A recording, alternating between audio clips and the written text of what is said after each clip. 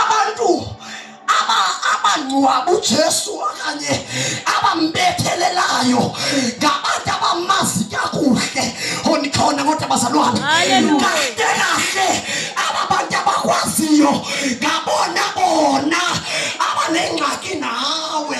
Hey, oh my God, Jesus. lithi okay, open the verse, open the verse.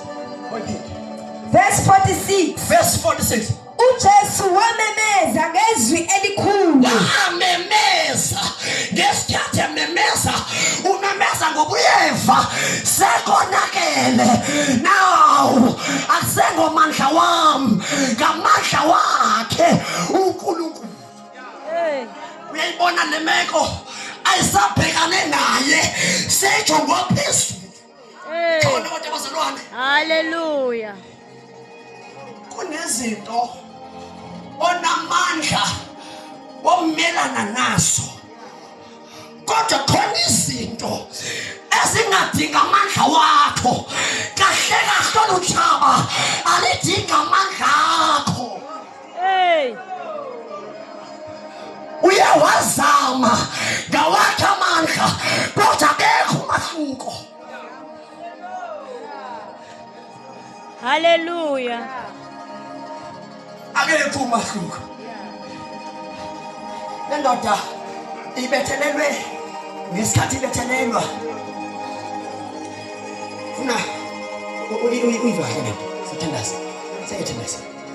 Ubethelelwa engenalo icala, Hallelujah. which is bambethelele bungekho ukufakaza okuphathekayo ngayo. Hey, Khona bazalwane. amen. Those people abambethelelile abantu abamazi kahle uba wayezele ntoni emhlabeni. Nikhona abazalwane, kukhona utshaba abhekane nalo ngoba nathu lo mzi wakho usuyavuka. Nikhona abazalwane, khona abantu abamelene nomzi wakho ngoba evuka. Hey, Shut up. Let me tell you this. Angeke wazondwa abantu abangakwazi. hey, amen. Alekho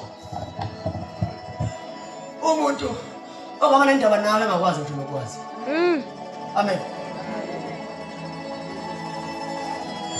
Umuntu ongakwazi, I'm telling you, ungasuka lapha kwambe egoli, ufike egoli, uyofika egoli ube nomakhelwane ne.